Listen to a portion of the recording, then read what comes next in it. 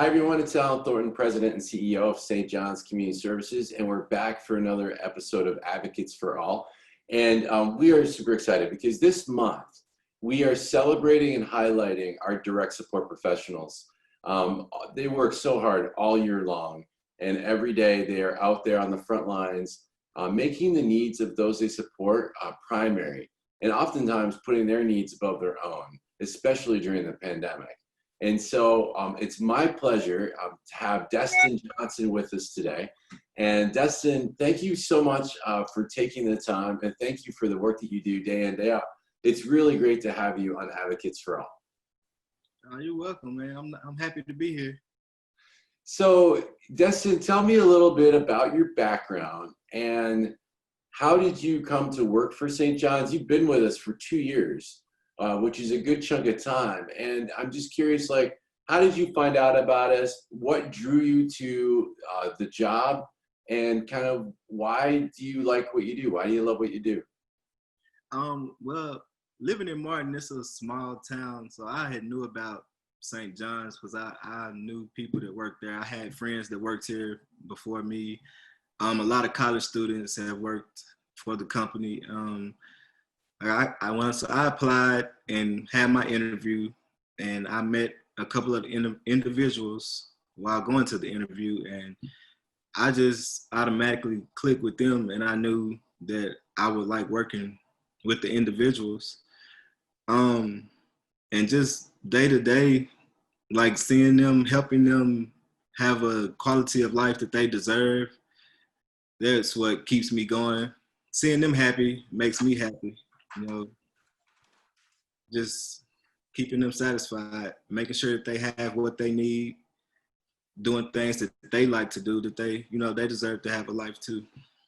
Yeah, so let me touch on a couple of things there because people may not understand our services, but in Martin, Tennessee, which is a great town that we got to talk about more, by the way, love it. But in Martin, we specifically work with individuals that may have an intellectual or developmental disabilities. And we do that in day programming, and we do that in residential programming.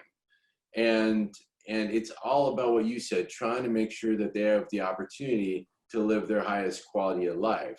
So, if it wasn't for you, their needs might go completely unmet, and they might not get to have the experiences and the quality of life that you help provide for them. So, help us get a sense, like you worked in both day and residential programs. And Yes. So what's the difference between the two, and what are some of the activities you might do in day, and what are some of the activities that you might do for residential? Well, the day program is mostly community integration. So you're on the go, you're out in the community all day, going to volunteer, go out to eat, just go to different events that's going on in the community. I think we took them to the rodeo at the college when it was in town. Like Friday mornings, we go to McDonald's and eat coffee. They know the workers, and a few other customers is there. They know them by name. It's just a lot of places you take them in the day community. And residential is more home-based, whereas that you do things in the home, activities in the home. They cook, clean, and you do play games, whatever they like to do. Some of them like to watch certain things on TV, and you're making sure that they're taken care of, getting their medicine and all that in residential. Yeah, you go through a ton of training, like to get to the level that you're at and to be able to do this job. You go through a lot of hours of a lot of different kinds of training because you mentioned medicine. A lot of the people that we support have medical needs, some of which could be pretty significant, or have medicine that they're on multiple different kinds. And so you've got to like go through a lot of training, right, in order to like do this job and do it well. Yeah, I actually have a training coming up this week. I think it's a CPR training to get recertified.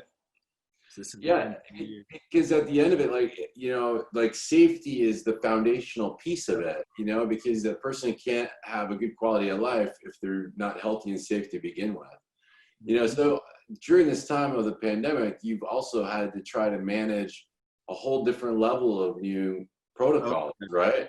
Yeah. You know, what has it been like to adjust to that, and how have you felt through that process? Um, just wearing the mask, especially at first, it of course it took everybody to get used to that. Nobody was used to wearing a mask all the time, and staying 6 feet away from people when you're in public.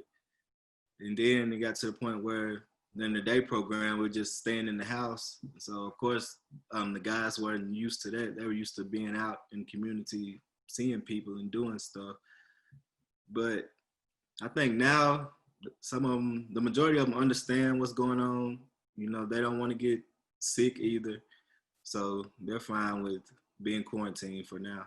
Yeah, I think we're all kind of adjusting, and when we see kind of what's happening right in the communities where we are, it's become very real, So we were fortunate for a long time. We didn't have any cases at all in Tennessee, but we've started to see some of those creep up, not necessarily in Martin, but in other places where we have operations. So, Destin, what are some of the takeaways for you? Like, what are some of the lessons that you've learned, and what are some of the things that you would want other people to know about, not just the specific individuals that you serve, but like generally people that might have intellectual and developmental disabilities?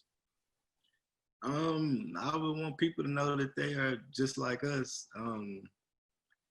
Just disregard the disability. They want to do the same things that we want to do. They want to go out to eat. They want to go to a basketball game or to the fair or wherever. They just like doing normal stuff like we do. They have their good days. They have their bad days just like us. Even if they have a disability, they're still people just like us.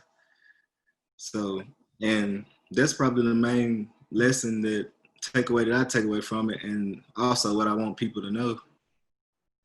Well, it's an important one for sure, especially, when we see people, when we get back out in the community and we see people, how do we interact? How do we treat people with dignity? How do we give mutual respect? All of those things, and how do we not jump to conclusions and have negative stereotypes, for sure. Tell me about how things are going with your family. You mentioned before we started recording, you've got 2 sons, and Yes. that's a lot to balance. So you've got a very intense job, and then you've got 2 young boys. How have you been coping through this time? Oh yeah, I have 2 sons, 3 and 1, and just trying to keep them busy in the house. It's a hassle because they want to go out, they want to do stuff. I took them to the park this past weekend for the first time in months, and they had a blast. They played all day. But keeping them in the house, I just try to keep them busy doing stuff. I've been buying a lot of new toys. Yeah. Since COVID came, but we're just doing the best we can with that. No, I appreciate that. And it's definitely, I imagine you have your hands full with 2 young boys. So just in order to try to just keep them like engaged, and, it's so different. Life is so different right now. It'll be an interesting time to look back on and, try to explain to them as they get older, what we just lived through together. It's just something else. So talk to me about Martin. I mean, you said you've lived there for 12 years. I love Martin. I mean, the people are incredible. There's a couple great restaurants there. What are your favorite things about Martin? Just it's a laid back town, college town. I mean, it's not a lot that goes on. It's not a lot of stuff here. That can be a good thing and a bad thing. Sure. If you want to go to the mall, you got to go an hour away either way to go. Any favorite restaurants, places you like to hit up?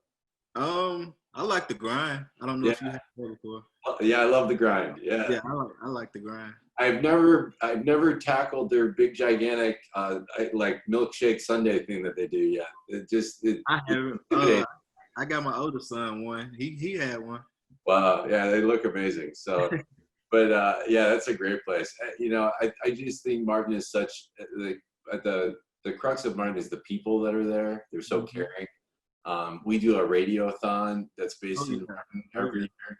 And, you know, people show up and they step up and they really are very supportive of St. John's. And especially in our day programs in St. John's and Martin, we have companies that have been very active in employing people that we support. And so it's been really cool for us to be able to get people jobs in the community that have real meaning. And yeah, it's a great town for sure. So Dessa, I just want to say thank you. I mean, what you do and in and out every day, your shifts, how you're working them, the passion you have around the equality about the people that we support and that you particularly support, the selflessness that you have, it's nothing short of heroic. I mean, you know, we've said this before that a lot of our direct support professionals are they're hidden heroes. You know, they're highly trained healthcare workers that often, because they work residentially, or they're not trying to stand out because we want the people that we support to feel normal, you know, and be normal and integrated is what the way you put it. You know, oftentimes your work goes without getting recognized, and I want to recognize it. I want to say thank you on behalf of all of St. John's. Thank you for caring so much. Thank you on behalf of Martin for what you do to make that community better. And thank you for caring so much about the people you support. I appreciate it, man. All right, keep at it. It was good to talk to you. Nice to talk to you.